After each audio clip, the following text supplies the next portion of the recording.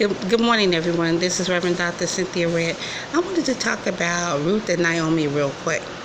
Now, Ruth and Naomi were relatives by marriage. Ruth and Naomi are not lovers, because some people in the homosexual community are preaching that Ruth and Naomi were lovers. They were not.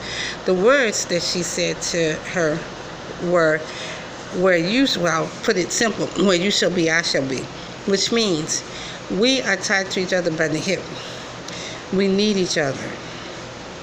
Okay? Now, what she did was we went into servitude to Ruth, to get where she needed to go and to be where she needed to be. And friends do that with each other right now today. They pay each other bills. They sacrifice things for one another. That doesn't mean they are lovers. Okay, I have female friends where we talk, and I have two sisters, but we do things for one another. My older sister tend to call me baby in public, and I have to stop and say, don't say that, because these women out here are very confused about kinship and about family relations. A lot of people in my family, we call each other baby, sweetheart, darling. You know, when we see each other, because we have not seen each other for a long time. And then if we're working with one another in public and we feel unease, we talk to each other as a sense of comfort. It is not sexual. So Ruth and Naomi are not lovers. So Ruth met Boaz.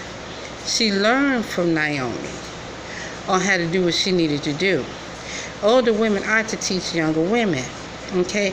But most of the older women that I have met, being raised by my dad, didn't teach me how to be real feminine. I had to read books and I had to watch television to learn how to be feminine, how to dress, how to walk, how to talk when I had to take care of some business. Okay, so I didn't have that. But my two sisters was exposed to one of my aunts that passed on. I was not. Okay, I wasn't given that privilege. I was actually cast out by that particular aunt. And my brother and I really had nowhere to go. My second oldest brother, which is third child and the fourth child, we had to call my dad, and he had to come get us, and then he had to adopt his kids by my mom, who's Caribbean Native American, okay? And my dad is of mulatto descent, okay? But to make a long story short is, when the perfect example is, I have cousins that live together. They're two sisters. People with one, because we're Native American, one is light and one is brown.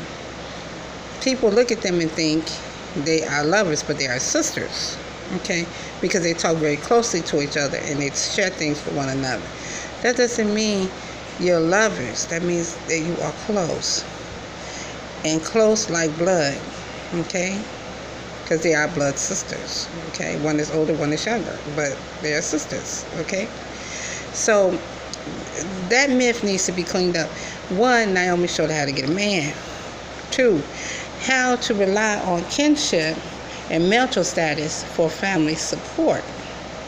That's all Ruth and Naomi is. It is not they were lovers.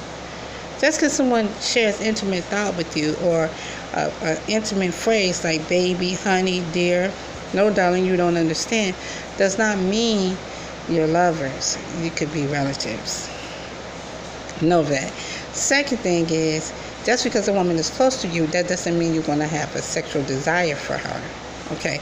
Now, some lesbian women and heterosexual women out there do carry secret desires for one another, but not in the case of Ruth and Naomi. I mean, I'm just spitting this out this morning. I need to say this because it's getting out of hand. And I've been listening to this since I was a young evangelist. I think I was like 28 years old, and I was attending Monument of Faith church, and I was getting ready to go off into the ministry. So one of the things I had to learn was, when someone tells an untruth, be willing to deboggle that. Okay? Y'all have a wonderful, blessed day. Amen.